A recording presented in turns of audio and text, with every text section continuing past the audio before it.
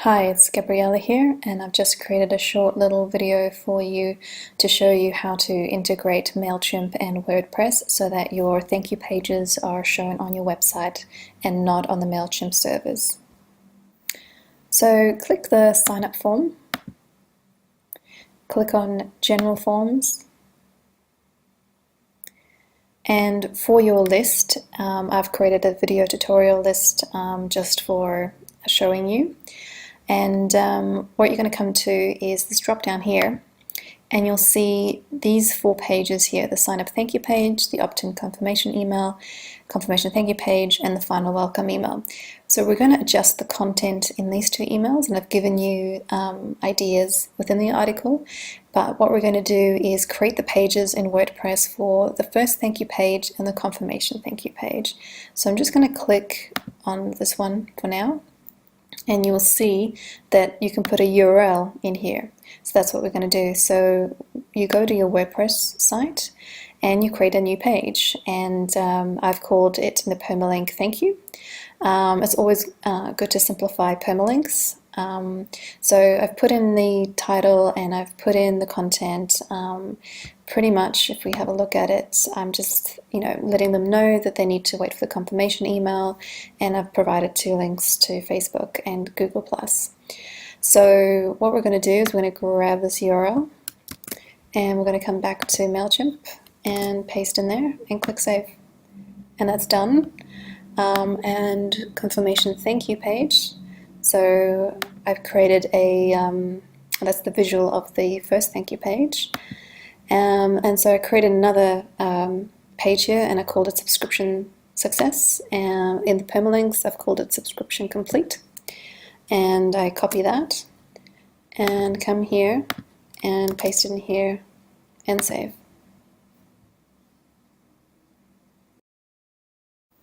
Okay, and the next thing we're going to have a look at is the emails that they get sent. The first email that they get sent is the opt-in confirmation email.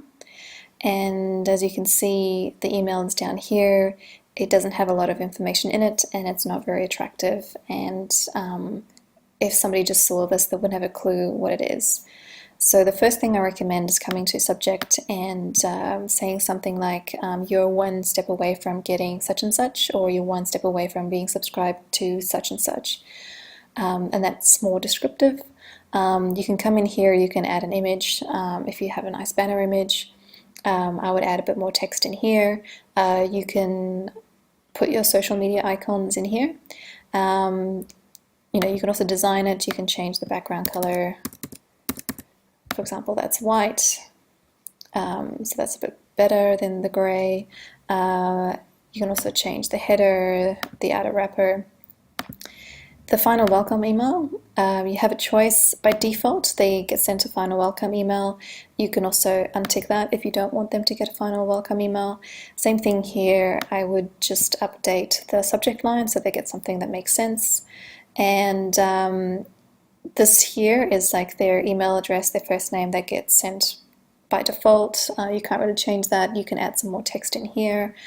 Now, what I was going to show you was one more bonus tip. Sign up forms, general forms. By default, this list actually has email address, first name, and last name. Now with last name, I don't really ask people to give me their last name. First name for me is enough, and their email address. So I usually delete the text field for last name, and you can do that by clicking the minus sign. But I'm not going to do that right now. But the one thing I wanted to point out is you can actually drag and drop these and change their order, because I see on some websites where they ask for email address first and then first name. It's best practice to always ask first name first. It's an easier ask to get people to do.